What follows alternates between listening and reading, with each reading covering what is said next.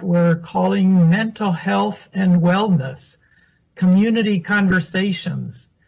The theme for these conversations are healing and holding on to hope, one community conversation at a time.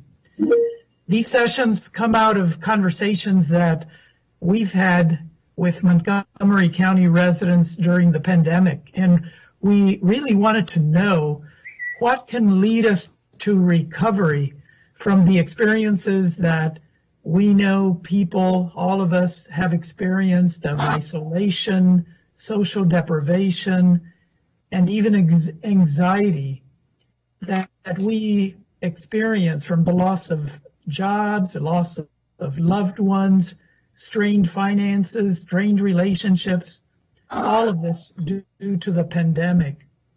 But we have also learned about the resilience of many and how many of you have found ways to cope and to thrive in the midst of isolation and deprivation. And that is why these community conversations are so important. So welcome again. And now it's an honor for me to introduce to you Dr. Raymond Kroll, who also happens to be the person who hired me and for whom I work for in the Department of Health and Human Services. He has a vast experience in behavioral health administration in the DC region and is also a very skilled psychologist. We learned to know each other at the beginning of federally funded systems of care that were funded in the mid-1990s. He was in East Baltimore at that time, and I was in the South Bronx. He is someone whom I've known as someone with a deep and vibrant vision for behavioral health, and he will serve as moderator for our session. So welcome, Dr. Kroll. Thank you, Dr. Santiago, and it is good to be with you almost in any form, especially in these days, to have a colleague that I've known for a long time and joining me tonight with a panel of folks that I've had the pleasure of working with over many years, and so who bring, each of you bring a special contribution to this evening's discussion and to the work that we do collectively around the county. So healing and holding on to hope. And so what I'm going to do is talk to you for just a little bit and then introduce you to our colleagues, and then we'll jump into a dialogue with the group that's in front of you this evening. I'll ask them a few questions and give them a chance to respond. And then as we go forward, we'll turn to the folks who are in the audience watching and listening this evening and give them an opportunity to ask any questions that they might have. And I'm hoping that we can have a rich discussion that really does address this issue of healing and holding on to hope. The behavioral health team in Health and Human Services launched this in recognition that after 10 months of living and day to day with the stress of a pandemic and a disease that seems to be reluctant to let us escape and to end, that people are all feeling an incredible burden and stress, and that mental and emotional wellness is strained, sometimes to the breaking point. So before this moment and leading up to this moment, some of my colleagues have talked to me and have asked, and we've all over the months shared our thoughts about how we about our strategies and for warding off and working through COVID and fatigue. And healing is an important part of that process, but some is holding on to hope. And I'm happy to say that as we speak this evening, that there is vaccine on the horizon, and we have a team of folks that are continuously working to keep us safe and out of harm's way until that vaccine arrives. So there's hope on the horizon. So we have to find ways to heal ourselves from the hurts that we've experienced this year, and to hope. And a large part of that is conversation. We're in the business of trying to ward off all the things that I kind of sometimes refer to as COVID fatigue, the anxiety, the long-term depression, the things that happen to us in our work, our tendency to become distractible, our inability to stay focused, our obsession with news and our worry about every sneeze or cough that we might have. All that can be mentally exhausting and can take a toll on our mental abilities, our ability to process new information, to work, to manage our problems, to manage relationships even. All of that is put under strain in these last 9 months. And we find ourselves impatient or angry or sad or tearful or shouting at things or people, and responding to things that would normally just roll off of our shoulders. And those are folks who normally are doing well. When we add to that folks who were struggling with mental health or substance abuse or relationship issues prior to COVID, the risk now is even greater. The risk of substance abuse and overdose has gone up across the county, and suicidal ideation and thought are also rising.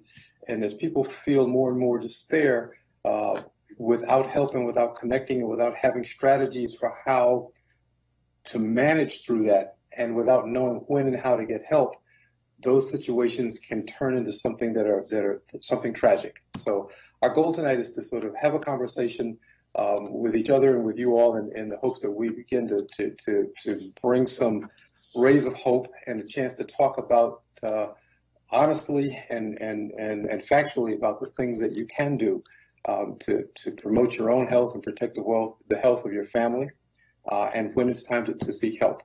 So I want to take a moment and ask my colleagues to introduce themselves and say a few words, opening remarks, and then we'll dive into some questions. So I will start with Joe Wilson, if you will, please.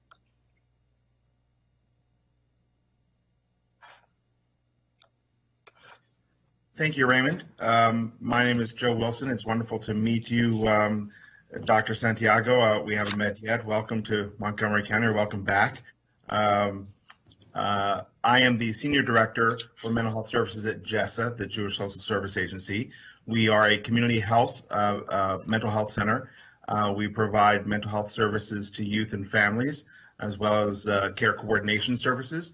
And hopefully I'll have a chance to speak with you all today about all the things that JESA does, including some of our other healthcare programs, such as hospice and Premier. And I've been with JESA for about 4 years or so, and working in the field of mental health for about 25 years. I started my career as an elementary educator, actually, with MCPS, and then have been a behavioral health provider here in the county for the last 25 years or so. And I also work in my own private practice, as Dr. Crowell does. So interested to have our conversation tonight. Thanks, Joe. And then I'll turn to Karendixit. Thank you, Raymond. Good evening, everyone. I'm Karendixit. I also work with Joe at JESA. I'm the director of JESA's Training Institute. In that role, I make sure that clinicians in the community and at JESA get all the training they need in order to manage their responsibilities, earn their continuing education units. One of the other things the Training Institute does is host a whole variety of students. We provide internship opportunities to students at JESA, and I am the gateway to those opportunities. Like Joe said, I'm very eager to engage in this conversation during these really surreal times we are facing. Prior to coming on to JESA, I held a variety of positions, starting with in upstate New York in foster care and treatment foster care, moving on to working at the Sexual Assault Crisis Center in Annapolis, and then in inner city Baltimore as a mental health clinician in the schools. And then I've also done work around managing psychiatric rehab work in the community, worked on SAMHSA grant in building up systems of care for children, youth, and families with intensive needs, and also done some consulting around helping communities build systems of care. So I'm very excited to be here, and I really appreciate Raymond's invitation to participate in this dialogue. Thank you, Karen, for joining us. Dr. Santiago, you've already introduced yourself, so I wanted to give you an opportunity to say a few more words if you'd like, and otherwise we'll jump into questions. Yeah, Thank you. My name is Rolando Santiago, and I'm the new chief of behavioral health and crisis services at the Department of Health and Human Services. And I'm actually on my 9th week in the job, and it's been almost like 2 years in the amount of work that the staff have done and the people that I've met, the issues that I've dealt with, and it's been a very satisfying and rewarding experience. My background is in children's child and adolescent mental health and systems of care, funded by the Substance Abuse and Mental Health Services Administration. I spent a couple of years in the South Bronx in one of the funded projects, and then moved on to Rockville, the Parkland building, where I spent another 7 years serving as the director of the contract for the evaluation. And by the time I left, we had evaluated 92 systems of care across the country, and several of them I got to visit in Pima County, Arizona, where Tucson is located, Greenwood County, South Carolina, Puerto Rico, New York City, and the whole state of Delaware. Okay.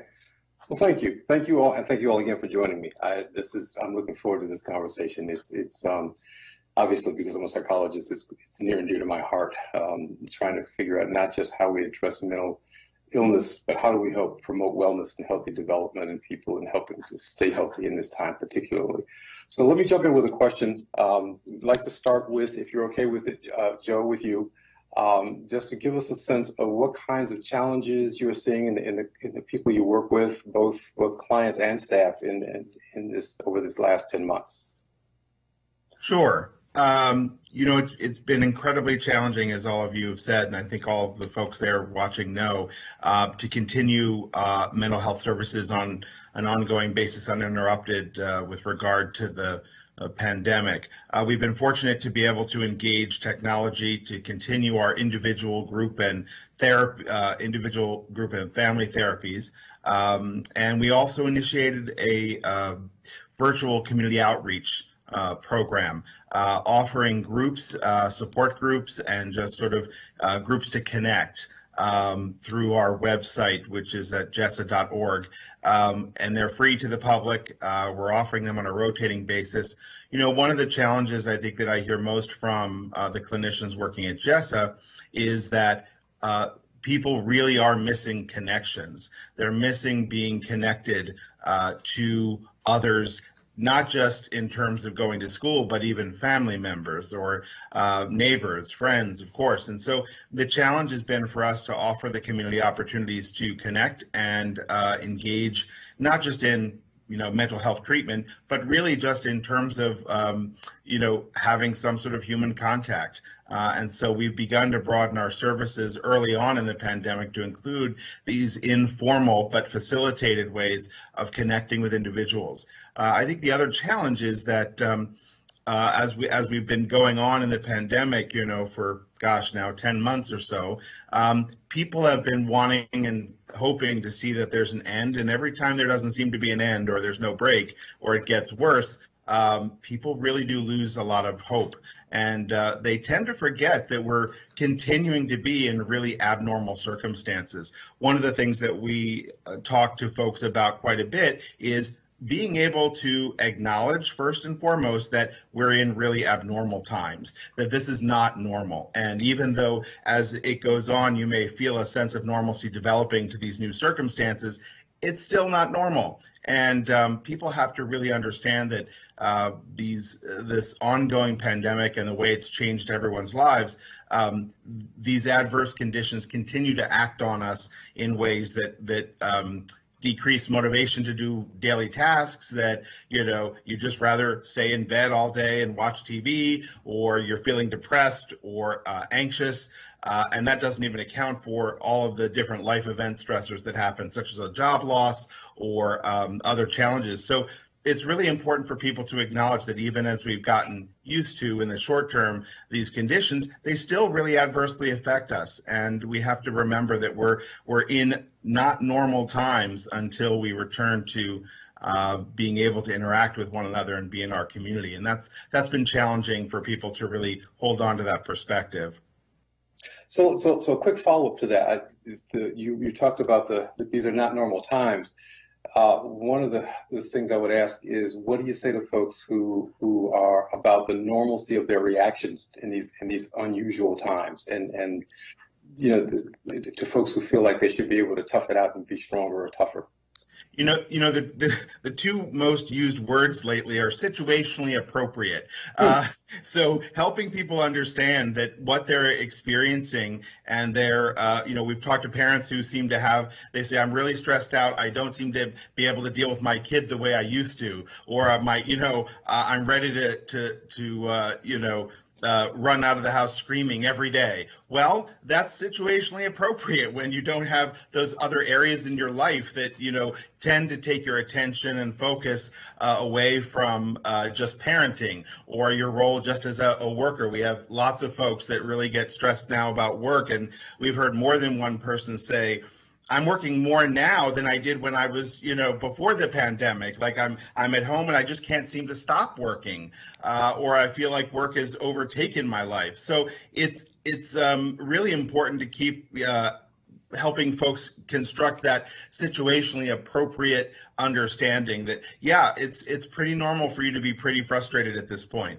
And that means paying attention to those little things that you used to take for granted or you used to didn't even notice before, to be able to engage in some self-care. I know Karen has a lot of thoughts about that. She's been terrific at making sure our staff at JESSA engage in some self-care and are trained in self-care, because of course, as I'm sure many people watching also understand, the helpers need to really engage in self-care as well. So that's been certainly helpful. Okay, I'm going to come back to this issue both about the work and the issue of self-care as we go a little further on. I want to switch though, because you raised a comment about children, and I want to ask Karen to jump in and talk to us about what you're seeing and what your thoughts are about what the experience of children and their families. Well, these are challenging times, like Joe has said. There is an overwhelming shadow of grief. There is a shadow of nostalgia. Either mental health issues are emerging where they have not been before. We're looking at conflict in homes. There's just overall, a sense of exhaustion, uncertainty.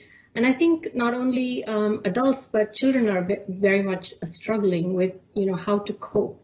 I think this issue of not having an end in sight and the lack of certainty, is really unsettling. And actually, just yesterday, we had a training with Bonnie Zucker, who is a psychologist in the community and does a lot of CBT work, in just, what it would mean for children and youth to allow them to cope, and strategies that we can provide for them to cope. Given the uncertainty, I know that just now, a few minutes ago, a friend of mine texted me saying that her son was deferred from his first choice for college admission. And so on top of the uncertainty of the pandemic, the lack of certainty around when schools will open, children and youth are dealing with the uncertainty of the future, of where they will get into college. What does that mean? What does that look like? And so it's, remembering and reminding the young adults that part of learning to cope, part of what, assures some kind of success in adulthood is these moments of uncertainty and grit, and making sure that you are resilient and recognize that you're resilient and remind yourself that this too shall pass. And then focusing on some self-compassion. I think it is particularly hard for children and youth and young adults to focus on this concept of how can you be kind to yourself? How can you not judge yourself because of what you're feeling, what you're experiencing? And so to remind them that everybody is in this boat. We're all struggling, whether we like to admit it or not. and realizing that the question to ask is, what can I change? And focusing on the immediate, that allows for some sense of control.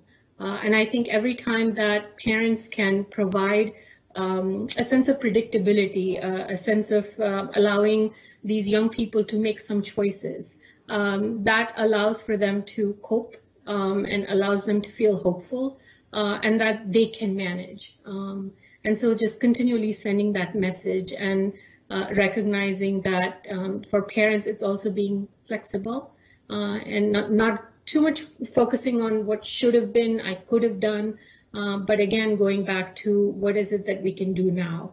I think our young people do need to know that, there is change that's coming. There's change coming on the political front. There is change coming with the pandemic front, and that, that this will change and this will be different. So providing hope, as was in the message to begin with in the first slide, we began with, and continuing with that. So you said something about routines, and it reminded me to ask you. We have disrupted children's routines enormously in this process, and so the question then is, what should parents be expecting as a result of having disrupted those routines for these many months in their children, and what we'll talk a lot about strategies in a little bit in the back half of this, but I wanted to just talk a little bit about what they can expect to see in terms of disruption of routine and how they can help that if they can in any kind of way in this situation we find ourselves in with a lot of homeschooling. Yeah, I think all the parents that, the more I have a small private practice too, and the more clients I see, the more they are frustrated with me talking about structure, and given the unpredictability and focusing on, components, the nutrition, ensuring that the kids get up and exercise. And a lot of the parents just are so exhausted and tired.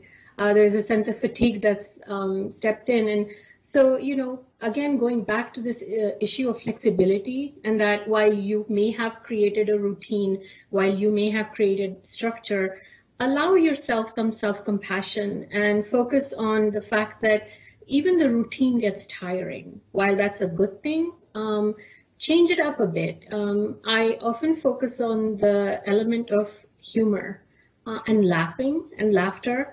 Very often, because we're so caught up in how we can manage, we forget the power of laughter and creating a sense of lightness because everything is so intense and heavy.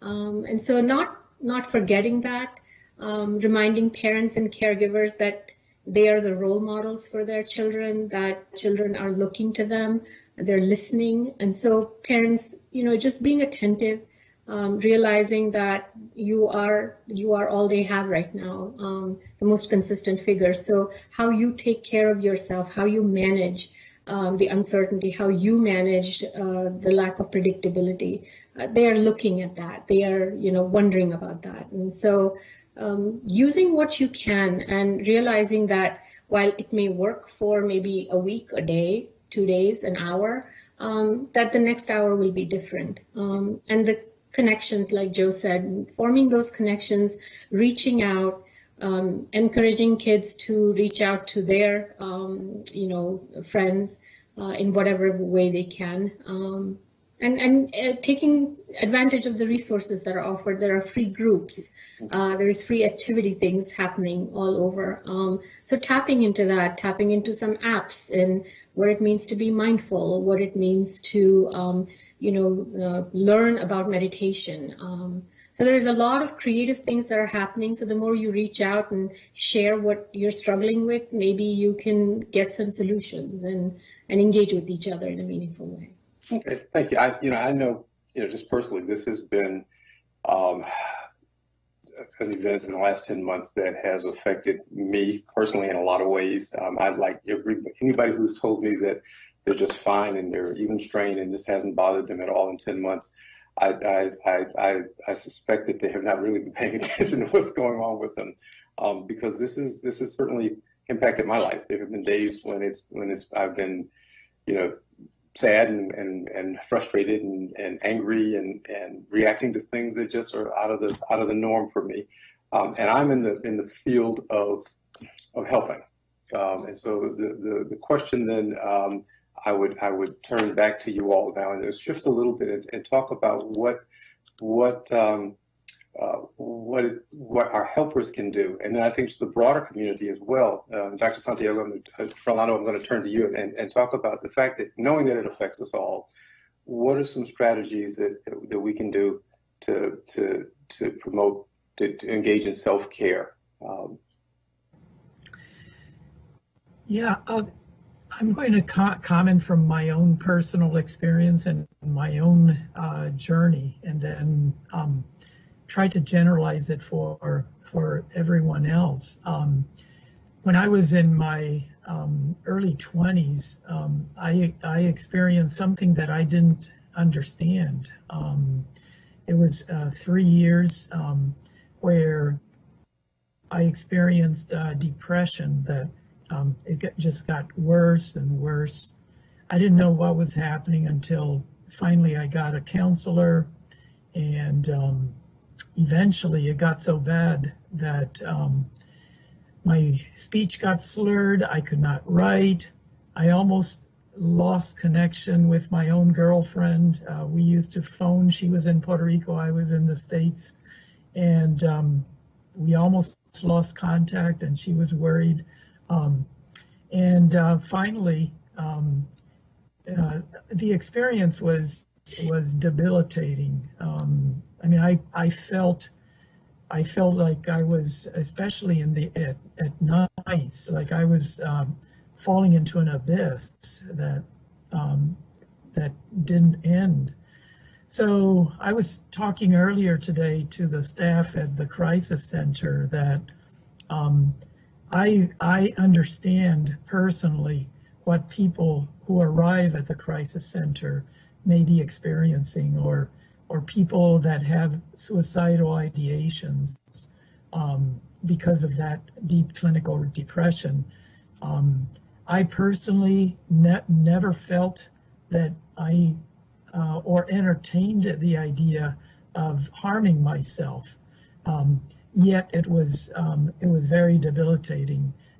Fortunately, I did find ways to get out of it. The first thing was finding the psychiatrist who immediately prescribed Elavil, which at that time was the medication of choice.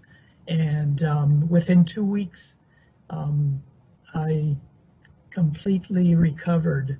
And since then, I learned certain practices of self-care that I learned back then, and there are 3 of them.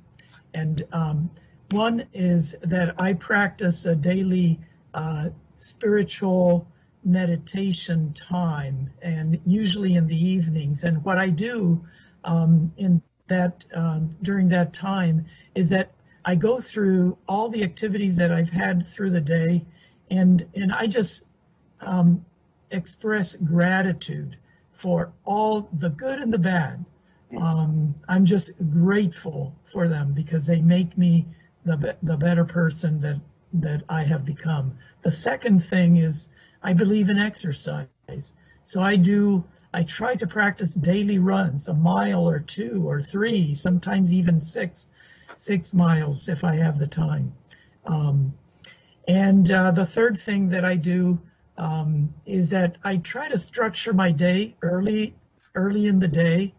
I'm a believer of to-do lists, and some people feel that's too structured, but I find freedom in that if I can control my time early in the day, then I'm not a slave to time. On the contrary, I feel free because I feel like I have control over my time. Those are 3 practices that I've done from my early 20s, and they have served me well.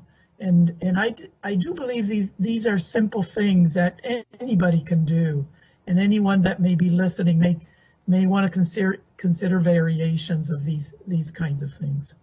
So you talked about meditation and gratitude and by extension, prayer is another thing that people can do to relieve some stress.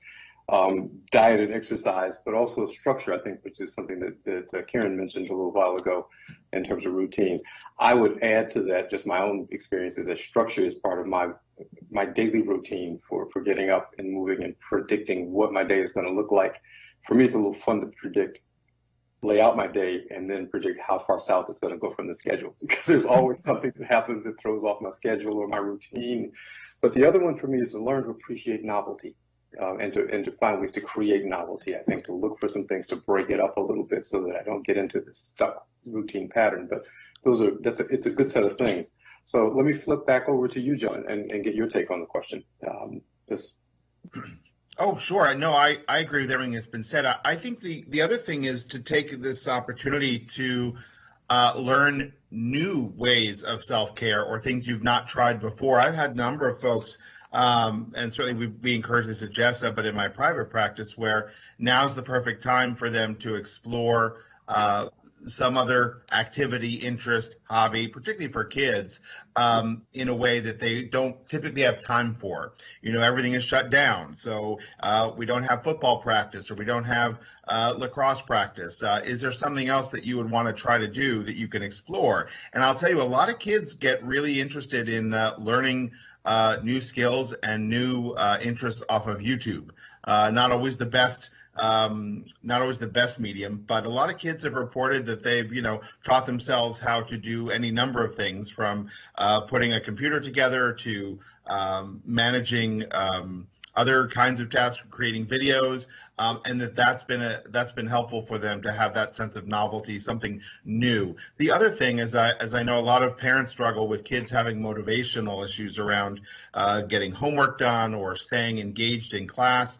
That being able to appreciate the need for structure, even as a family, to be able to for the family to structure the day in such a way that, hey, we're all going to have some together time, then we'll all do some, go to our individual activities if we need to, and then come back together. Having that routine and schedule around how the household runs can be helpful as well, especially when people feel like all they're doing is sitting in front of a computer 12 hours a day.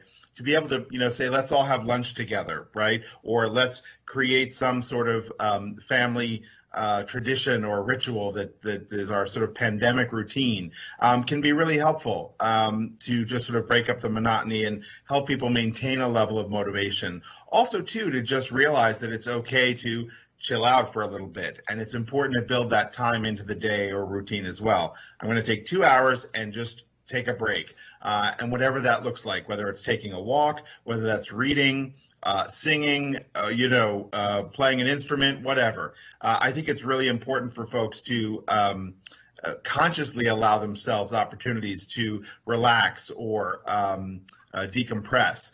Most especially as, again, people don't feel like they're in a situation where they need to decompress. They'll say, well, I'm just laying around all the time, I'm just bored. It's important to decompress from the stressors that are acting upon everybody in this really unusual time. And that's, again, that situationally appropriate understanding. So I think it's helpful for folks to be able to do that on a regular basis, and even develop sort of a pandemic routine, if you will, that helps them manage those lulls in motivation or when they feel like they're just not able to do anything. Having that routine can be helpful. Part of my pandemic routine, as you put it, is to disconnect from media around this, because I find, like a lot of folks, and because of the work that we all do, I find myself compulsively looking at the numbers and the data and the stats. But I learned early on that after maybe 20 minutes, half an hour of news, I've heard all I'm going to hear, and everything else is just a repetition of the same information, and that just doesn't help me move on and get to other things. So I disconnect and unplug myself from the news and just turn that stuff off. And I'm momentarily embarrassed every once in a while when somebody says, "Did you see or did you read?" And I go, "No, I didn't." So, right. But I find at the end of the day, I'm happier with that moment of not knowing than I was with just hours and hours of information in my head, and it allows me to turn off the stress. And as a staff person, as a head of a department, and as a psychologist, I learned to unplug and disconnect from the internet and from the phone and from work, from email for a time as well. So. And the other thing too, just add to that one of the exercises that's worked well for teens is, they when they need to maintain motivation to do work, is I said, take your cell phone or your social media device, go put it in the car, and tell yourself, when I'm finished my class, then I'll go and get my phone. And for some, that can really work because they're watching that clock to make sure, okay, I'm online. As soon as I'm done, I've got to go get that phone and connect. So it can help to create for yourself these sort of rewards, right? And I think when you work with a sort of procrastinating brain, you can create a reward system for yourself that allows to sort of keep up that motivation. I like this idea. I may actually steal that one for myself. Sure. We have a question from someone who's watching us this evening, and it's about her daughter. So it's she has the question is, the statement is that her daughter seems to have a big problem doing the volume of homework that she now has to do, I assume virtually, and that she doesn't seem to have motivation these days. And she was always very good in school. So how can she help her daughter? So what are your thoughts? Well, I'm wondering, if, there is a way to figure out, what is it that's causing the buildup of the homework, whether it is, just an overall lack of motivation that then the homework builds up over time and then it becomes overwhelming. I'm wondering if she has some friends that she can reach out to where they could do the homework together. And also, one of the things that none of us have talked about is not only the disruption in our daily lives and, the way it has impacted us, but the disruption in our sleep cycles. I, for one, in the beginning of the pandemic, had a really difficult time with, just being able to fall asleep. And when I did fall asleep, staying asleep, trying not to wake up at that odd hour of 2 a.m. and then be up till 5. And then just, feel like the day is ruined because of lack of sleep. So same thing with children. I wonder, how they're doing with their sleep habits. Is this something that is being paid attention to? What role does nutrition, exercise play into that? Is it perhaps time to consider, medication? So depending on, to what extent the lack of motivation is impacting other aspects of functioning. And if it's only focused on homework, it could just be fatigue. We're nearing the end of the semester. We're nearing the end of perhaps the quarter in school. So it probably is just a sense of like, when am I going to be done with this? And then what else do I have to look forward to? And so just kind of getting information around what is out there. And also reaching out and seeing if there are some, there are some tutoring agencies that are offering support and help. Could someone outside be helpful? So just looking online to see, what tutoring agencies, what agencies that are providing academic support could help her. So looking into that as well. And just continuing to offer hope, continuing to let them know that, this will pass. And asking in what other ways they may be of support. A lot of times, parents are quick to jump and problem solve, and then it becomes an exercise in where the parent is trying to provide solutions and the kid's job becomes to shut those solutions and say no to everything. How you don't understand, nothing works, you don't know. I know with my son that used to be an issue is you don't know, you didn't go to school here. So you don't know how tough it is and challenging it is. And so to really pause and say, do you want me to problem solve or do you just want me to listen? And sometimes just listening can help. And having that perspective, from the child can help us figure out some next steps. I think well said. Do you want me to problem solve or do you want me just to listen? I think is a good first step for parents to take with their children. Joe, you want to add? Oh, well, yes, I think, as always, Karen has better ideas than I do, which is why I'm always, wherever I appear, it's with her, because, I get to look much better. But no, I think that's exactly right. And the other thing is some of the teens that I'm working with also suggest, and I think this is a good idea, that there's a multiple homework times a day, meaning that it's not just, so typically, pre-pandemic, they'd come home and, okay, have dinner, whatever, and get right to their 2 hours or 3 hours of homework. And one teen told me that he found it especially helpful, frankly, now that school starts a little later, to do homework before school starts as well as after school starts. So breaking it up across the day is also helpful, and it does require a change in terms of how parents understand and view homework, right? You would never have a kid do homework before school usually. That's not, you want it done the night before and be prepared.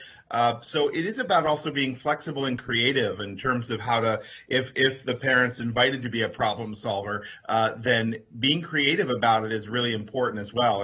And sort of reconfiguring your thinking or your understanding about how the work needs to get done. Perhaps there's more homework time on weekends than there used to be, and you don't do nearly as much during the week because, frankly, you're on the computer 8 hours a day already, and that could be a challenge for middle and high schoolers. So I think there's a way to be flexible.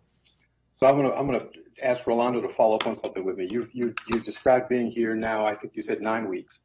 And so you have a good sense of what the HHS virtual life is like with Teams and Zoom, and you talk about scheduling and structuring up your day.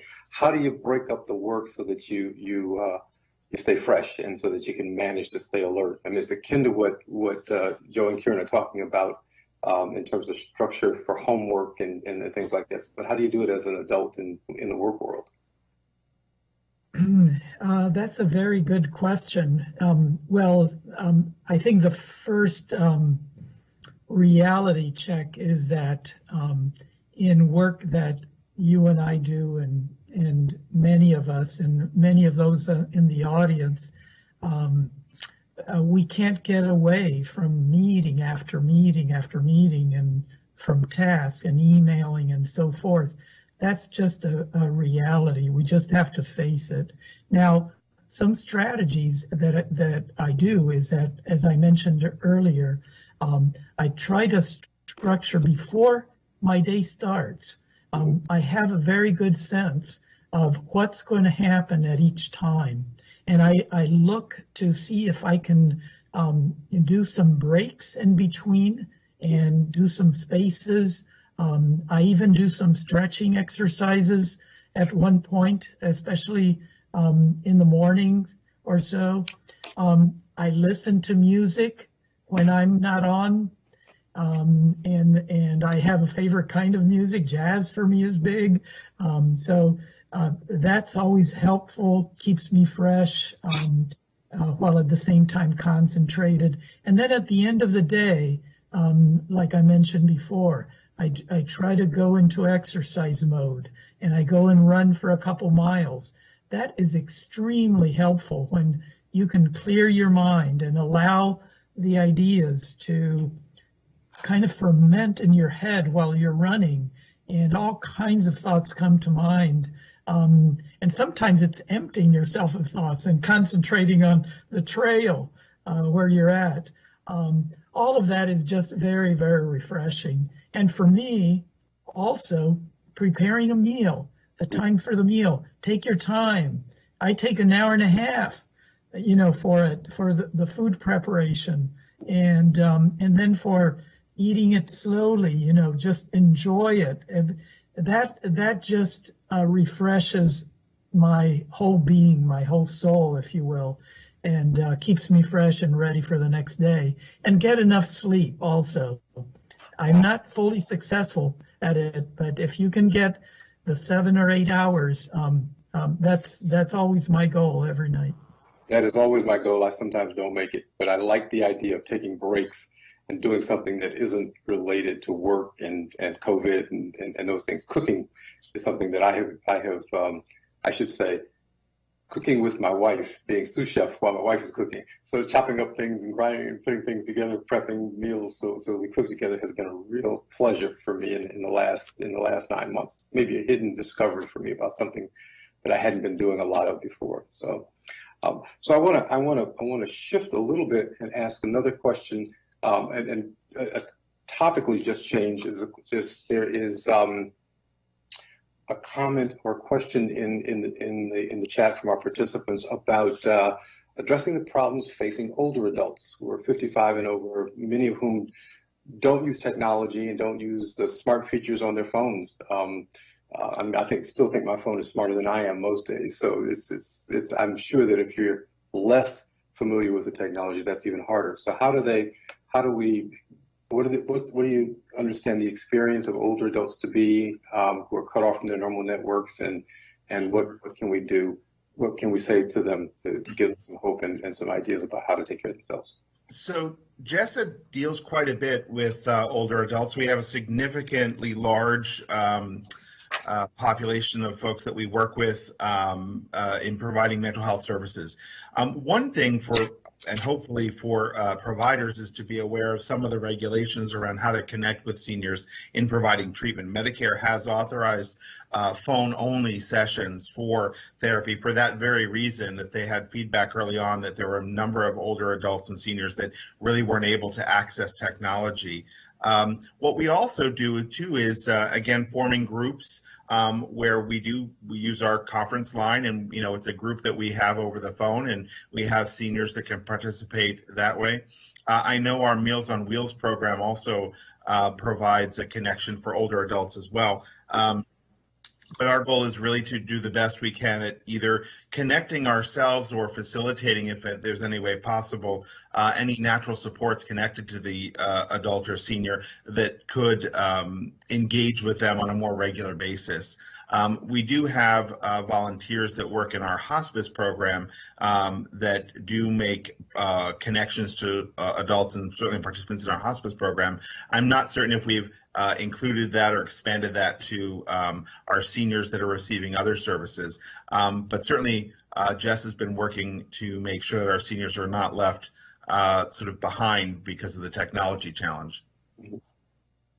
We also have a variety of volunteers. We have a training program for volunteers so that they are trained in understanding how to navigate and how to use technology so as to support the seniors, so that they can connect and maintain those connections, form new connections, and have that sense of connectivity as they cope with the challenges. So there are many options, and again, at jessa.org, you will find information on how to connect with senior services and people that offer that support. You remind me to let our audience know that at the end of this, that we'll put up the I believe a slide with information about how to reach out to Jessa and to organizations. I would add to that the Department of Health and Human Services has an Office of Aging and Disabilities that works with older adults and will reach out and connect with them and help them to connect and to connect to food and connect to other kinds of support networks as well.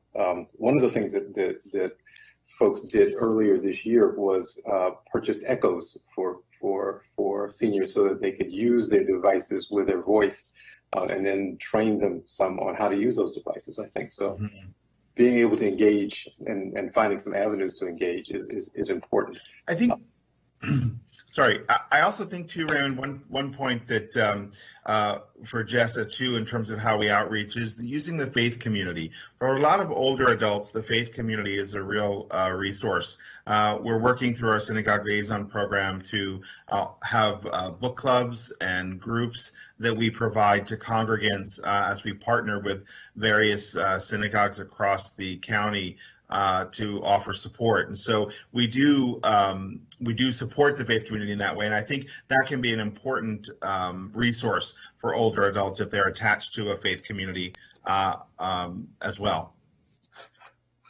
Okay, Dr. Santiago, what's your Joe talked a little bit about the faith community, and talk to us a little bit about your sense of the faith community and its role in supporting households and families and older adults in this time. Yeah, I'm glad that you brought, both of you have brought it up, Joe and Raymond, the role of the faith community. It's personally been part of my own life, and it has been part of my parents. My parents are now 89 and 94, and I know that just like Joe was explaining, the faith community has been a tremendous source of support for just a variety, for friendships, for groups to meet and to discuss topics that are meaningful to them. I find that the faith community is, for myself, it's also provides me with guiding values for my life as well, that create meaning for myself, at least at a personal level.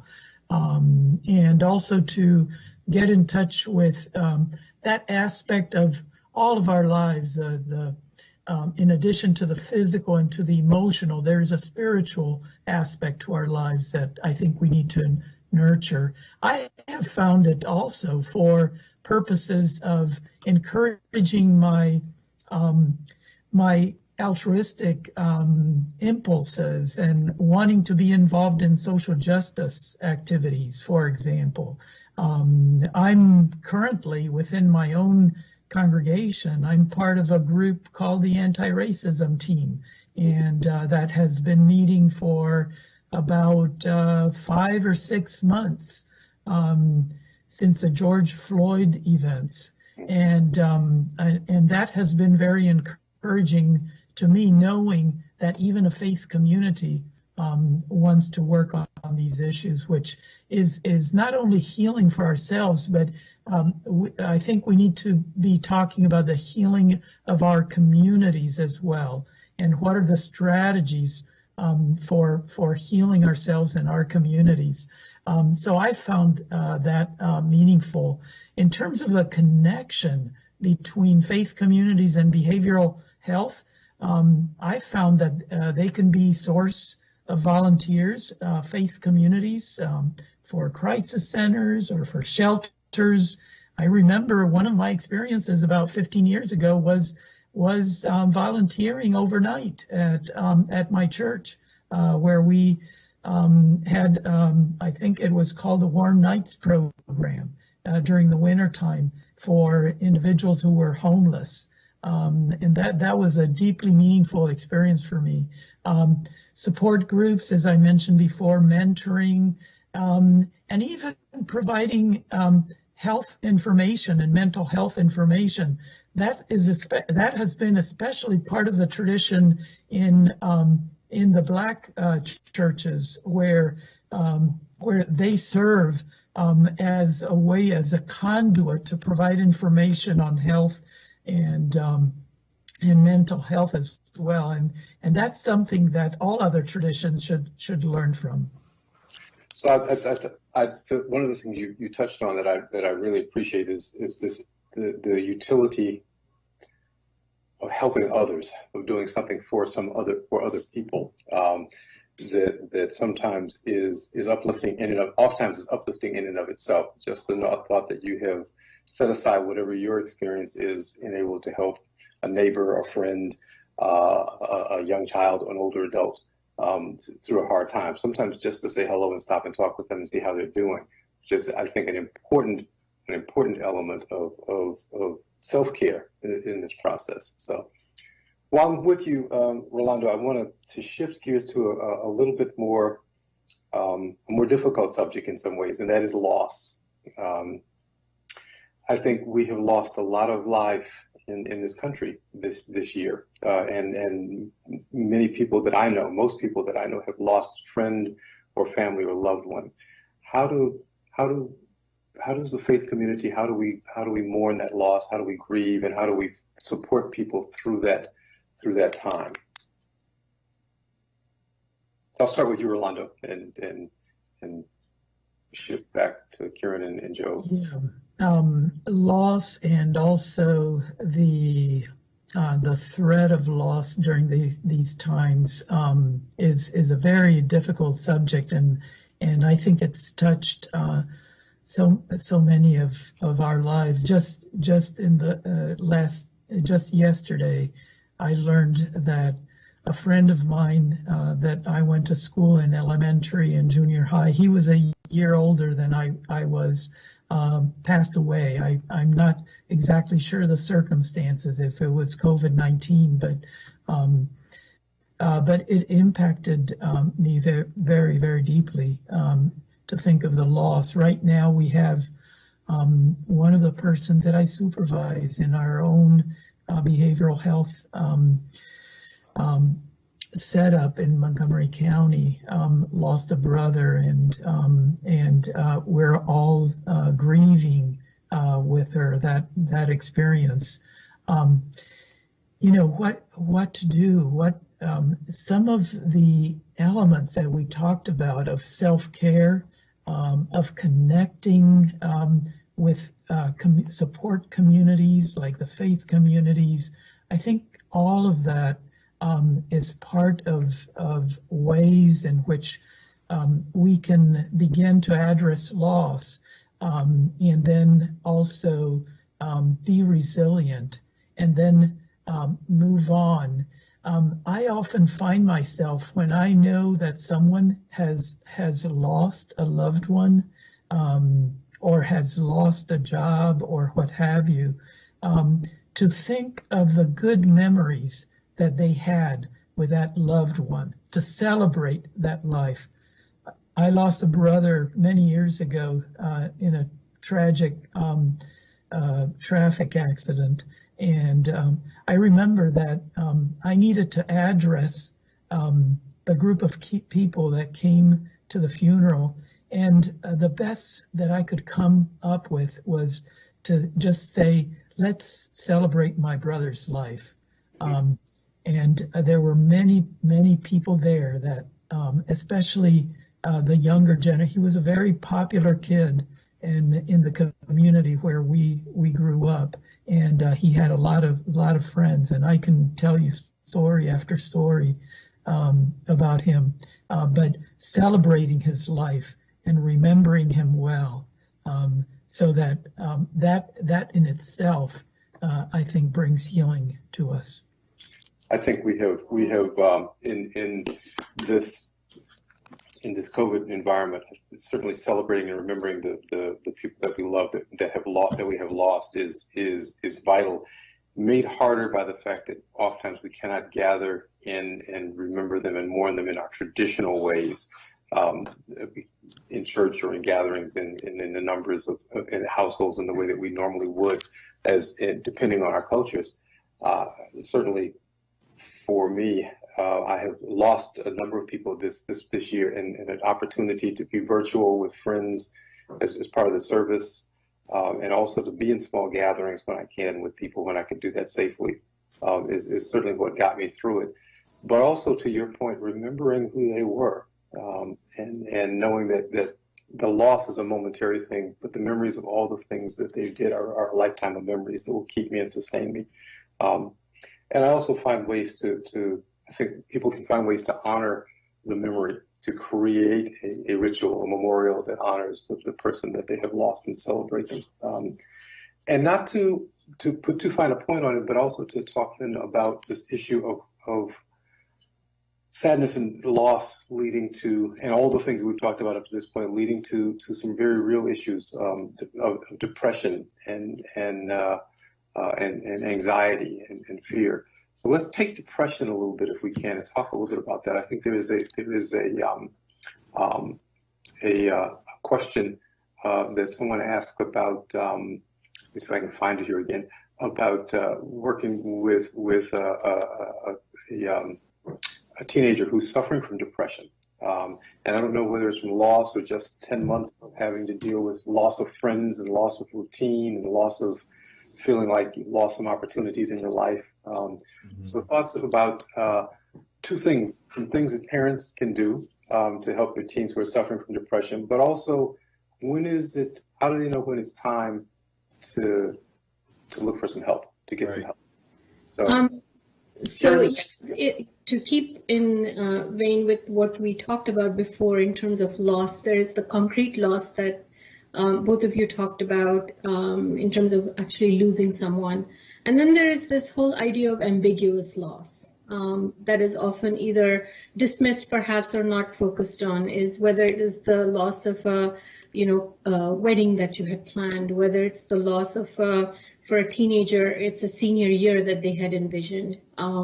This is not something necessarily tangible, but it is about the idea that they had and how they would spend their senior year, or what high school would be like, or the first year of high school would be like.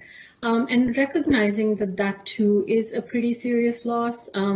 We've lost 10 months. There is no guarantee that anybody is returning back to any kind of school or normalcy anytime soon.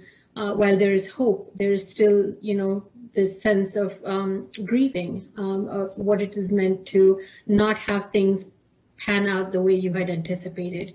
And so really encouraging your teenager, your child, to talk about that, and that is significant, and that to experience feelings of sadness and a sense of hopelessness, perhaps that is natural in what Joe said earlier in terms of situational. But as Raymond mentioned, when does it tip over into more serious stuff?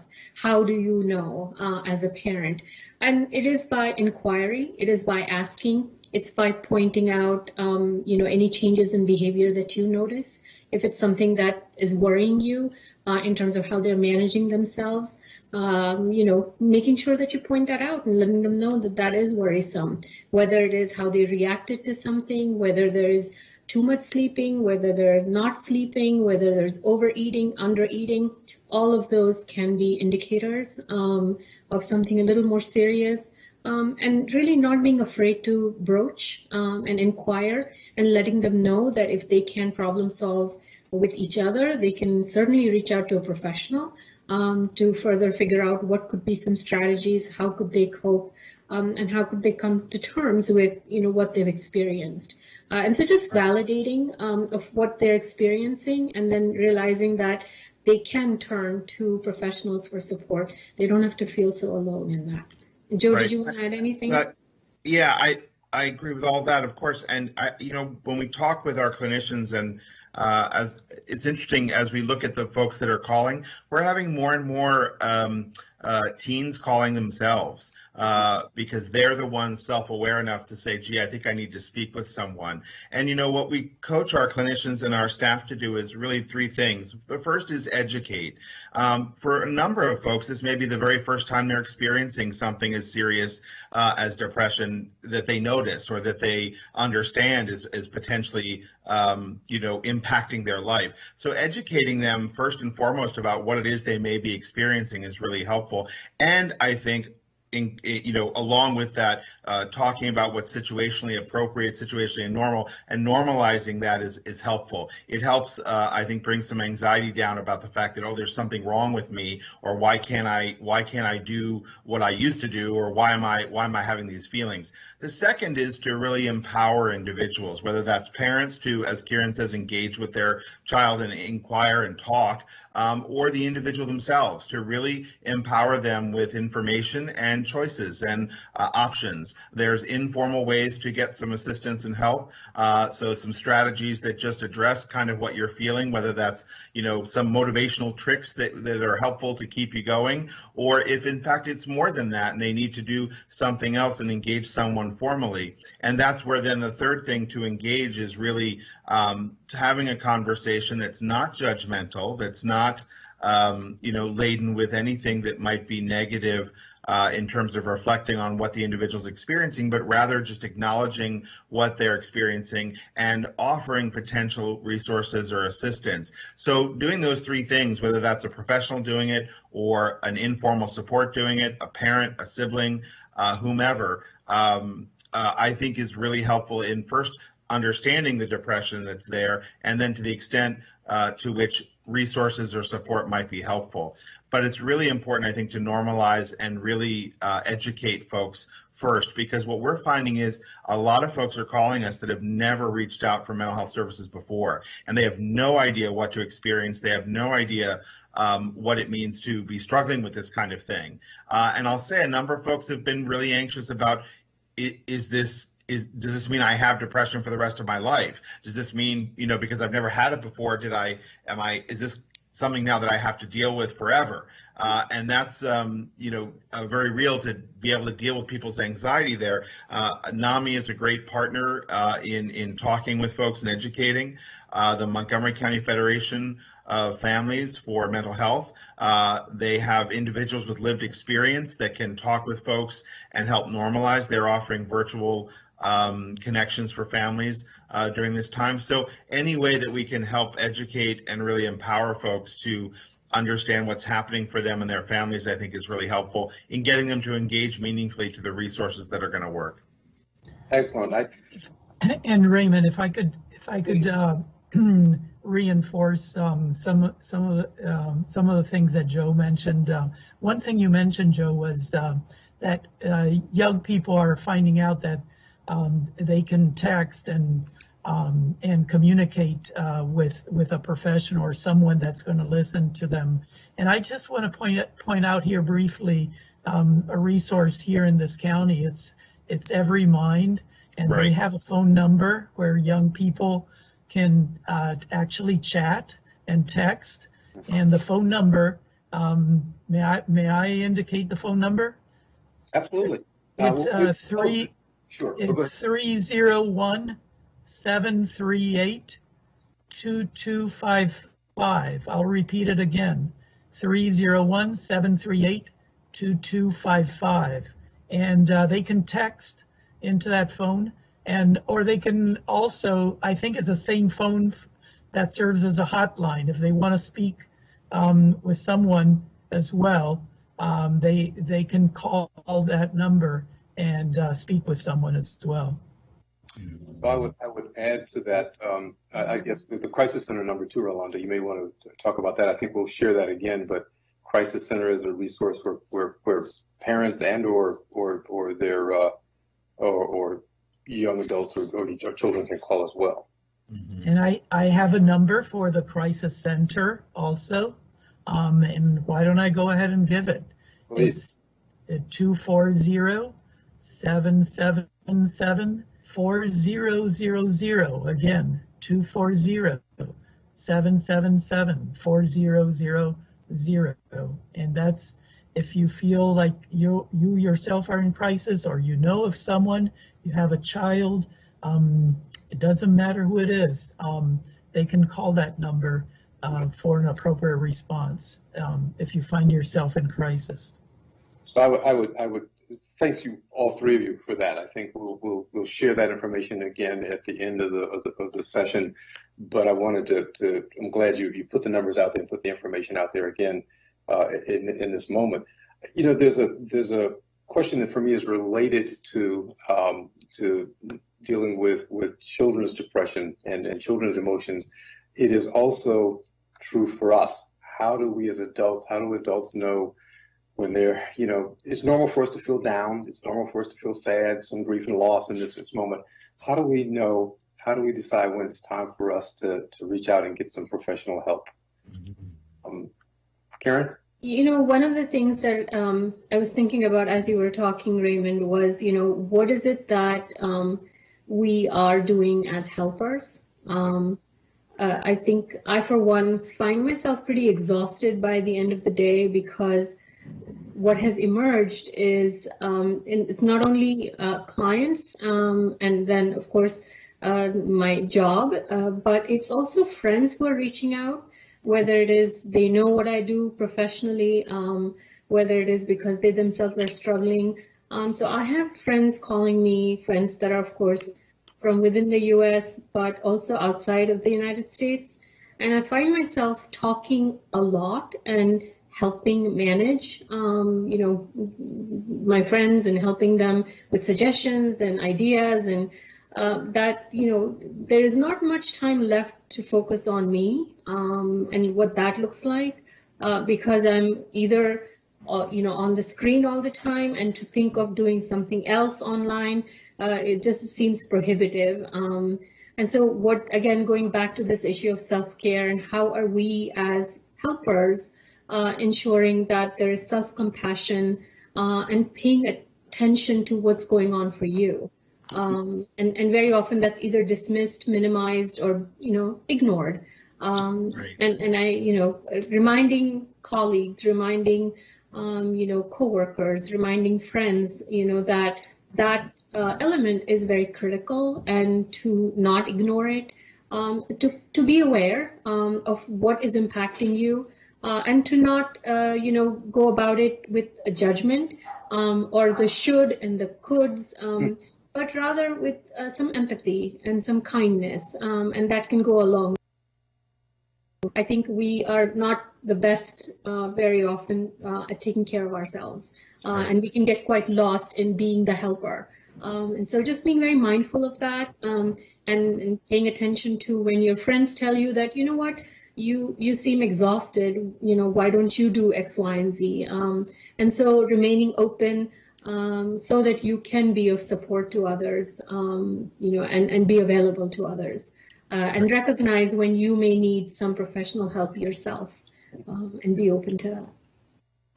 So a question about this, Karen, just to follow up, Joe, I'll come to you in a second, I promise, because I know you want to jump into this. What do you say to folks who are like all of us who are helpers in this call, who are helpers, but also to parents who are helpers, or to sisters and brothers, or whose life has been about helping and doing for other members of the family, when they say to you, I hear that, but that sounds really selfish? Mm-hmm. Mm-hmm. Well, I think one thing that the pandemic has taught us perhaps is it's okay to be selfish. There is a healthy selfishness if it means taking care of yourself and prioritizing yourself, so that you can be there for others. So there's that element of, managing yourself and being attentive to yourself. And if that's what you consider selfish, then, that's important, because it is not about being selfish. It is more about being available to others, especially if that's so important to you. And it's very hard for you to be there for others if you are depleting yourself of energy and if you are feeling drained. And so for the sake of others, you need to pay attention to yourself, and be permissive and be kind to yourself, because that often is a struggle for those of us in the helping profession. Great, thank you. Joe, you want to jump in, please? Well, yeah, in terms of just how folks can sort of know when it is time to seek something more, and Kieran has said this before, and I think you as well, that it's really about self-awareness. And for parents, it's about being offering that self-awareness to their children, and reflecting what they're seeing. If the symptoms or the challenges that they're facing interfere with their normal daily functioning, then it's time to really reflect that and talk about how we need to fix that, or how we need to address that. And I think for parents, it's a helpful conversation to be able to reflect that information to their child in a number of ways, whether it's to have a conversation with the child directly. I work with some parents who say, the minute I mention it to my kid, they go off and I can't have that conversation. And so I offer them a strategy called crosstalk, which is where rather than talking directly to the child, you talk to perhaps your parent or an older sibling about what you're seeing and about your concerns, so that the child hears it and tunes in. It's a great strategy. It worked in my days as an elementary educator, when the principal would stop by and see an unruly class, and I would just exclaim to the principal that she has a large office for anyone who needs to be referred. And boy, people really shaped up, and I didn't have to yell directly at the kids. So it's a great strategy to be able to reflect what you're seeing and what your feelings and your concerns are. And I think that's the other piece of it too, is that parents can model for their children what it means to be self-aware and self-reflective by engaging in that crosstalk if they feel like just talking to them directly is going to be a challenge or promote a difficult conversation, that they're able to do that, and it puts out there the information in a way that, it may be less threatening to talk about when it's, hey, I'm really worried that our family is not having our family dinners the way we used to. It makes me sad. That's a really helpful way to just introduce the concept of being self-aware and verbalizing thoughts and feelings that can sometimes seem maybe confrontational or controversial.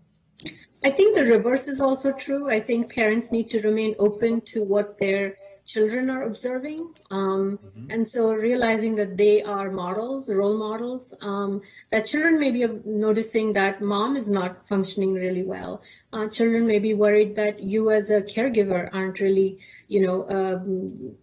presenting as the way in which you used to present. So encouraging that dialogue, which is a two-way street, realizing that children are very intuitive. Children are always listening. They're picking up on your nonverbal cues. They're picking up on your verbal cues. And so for parents and caregivers to realize that while you are making certain observations are being made about you. So how you manage yourself, how you're conducting yourself is also having an impact. And so your children may want to come and talk to you about the fact that, you haven't showered in the day, or you're wearing the same clothes day in and day out. And so paying attention to switching up the routine a little bit and doing things that you may have done when things aren't, when things were normal, Right. And incorporating that. Or when they say they miss those home-cooked Indian meals, Kiran, is that, valid feedback for you? That is very much so. So I want to let just a note to the folks that are listening in this evening that I have been weaving in questions and answers from our listeners throughout our conversation, and I want to come back and ask you another question in a moment. But I wanted to let them know that if there are questions that they want to ask, they should certainly post them in the chat, and we will get to them in as best we can in the time we have left, and continue our conversation along the way as we go. I want to talk about this modeling issue, because one of the things that I know when I was growing up is my parents they modeled a lot of things for me, but they very, very seldom modeled their vulnerability, the sense that they were struggling. And they didn't necessarily always normalize it's okay to talk about that stuff sometimes. And so so you grew up thinking your parents are these supermen, superwomen, and then later you get older and you discover, oh wow, I'm struggling with this stuff, and then maybe you go back and they tell you, yeah, me too, when I was your age, or when I was your age. So it's an opportunity for parents to be able, as you talk about, Joe, crosstalk, to be able to talk about, I'm feeling a little some kind of way today about something that has gone on, and open up that door to, one, normalize it a little bit for the children and for their children, but also open the door for them to talk about it as well, to make it okay. What are your thoughts? Right. No, absolutely. I think the crosstalk is a great opportunity to do that. I think the other thing is too, and I've had several families really start creating a family talk time, if you will, or like a family meeting where it's really just pointedly having that kind of discussion or conversation. I even had, I worked with some parents, they made little flashcards. They made it into a game, and we just took a card, and whatever the question was, people could answer. And so it's really about, I think, helping parents especially understand how to invite the conversation and make that type of conversation fit within their family culture, how their family lives together. I think someone just asked a question about how do I convince my friend to get help, right? I think convincing is never, I think, a great strategy. It sets up this really challenging dynamic, right? I know something, I want you to know it, I want you to agree with me, can be somewhat confrontational. I find that engagement is oftentimes a conversation, not a directive or not a single observation. And I think that means getting comfortable talking about this kind of stuff. And one of the things I also encourage parents to do is create that family culture by telling the stories of what it was like when they were their child's age and experiencing, similar circumstances. Now, of course, if you were alive during the last pandemic,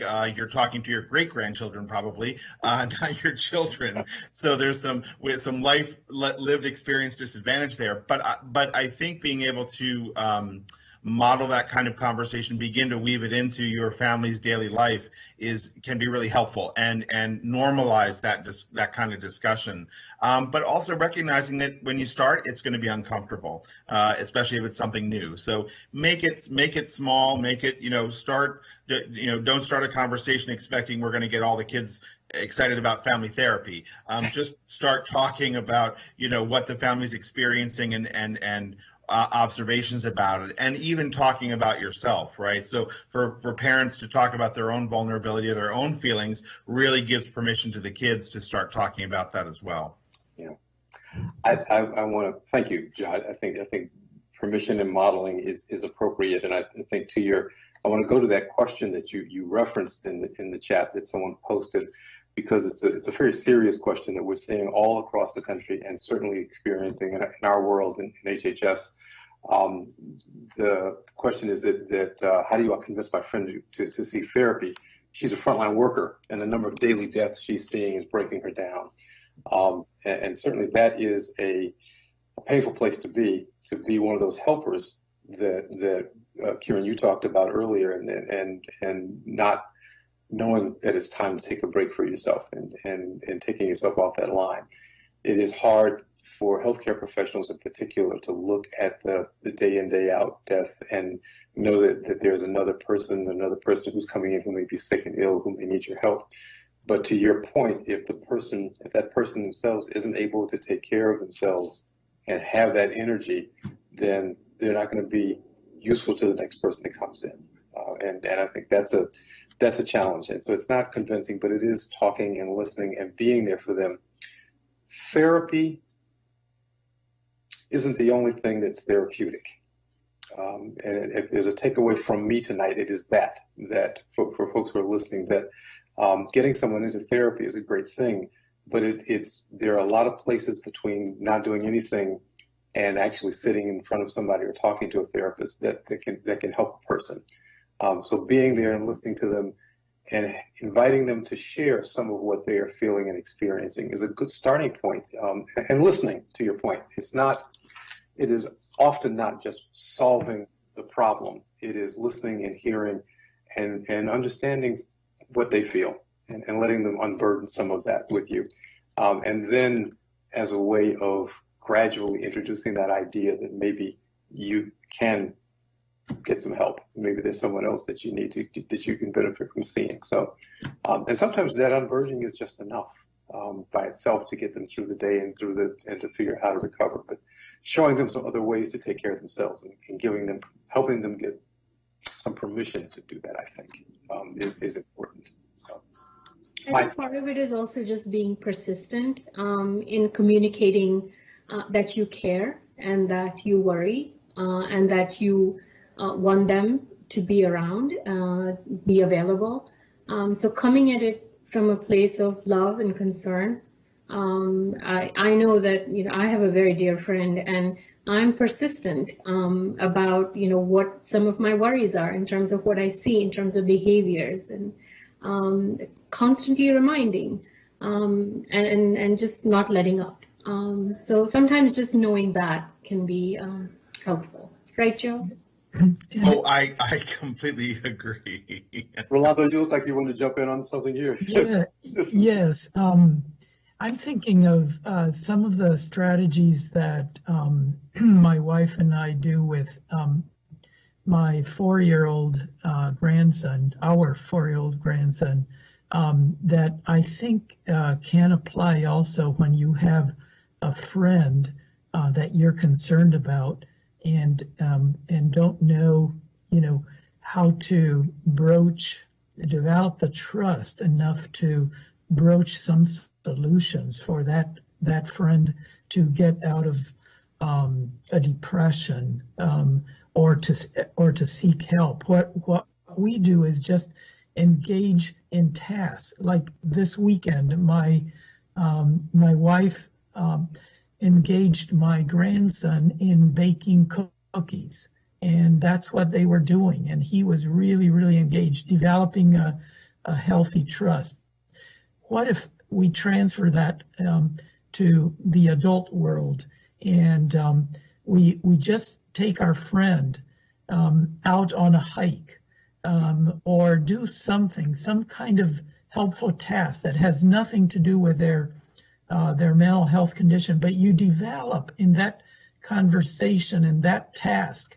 Maybe it's a hobby that you share, maybe a sport, maybe you go golfing, or do whatever it is together. Out of that trust building activity, I think you begin to develop the trust to address and have that conversation. I'm observing that you've been sad. I know some resources. Might you consider them? But oftentimes it requires that trust building task that you're engaged with your friend. Wonderful. Thank you, Rolando. I think we are at our time limit. We're at about 7:27, and so our facilitator this evening has put up our last slide of the evening to remind folks that there are places in the county where you can get help. Our colleagues tonight are from the Jewish Social Services Agency, and they've listed their information there so that you can reach out to them. And in addition to that, if you don't know where else to go, you don't know quite what to do, Every Mind's hotline, if you need a place to talk, or the text line, but also you can always call the crisis center. It's open 24/7. There's always somebody who's there, who's a comforting, listening ear, who's willing to talk and maybe help you figure out what the next steps are.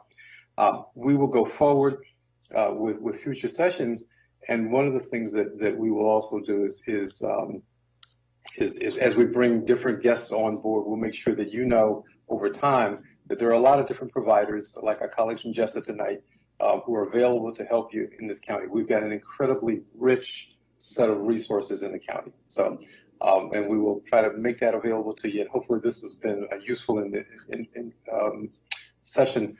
We've got about a minute or two left. And so I want to give each of you a parting set of one-sentence comments about things that you would have people take away.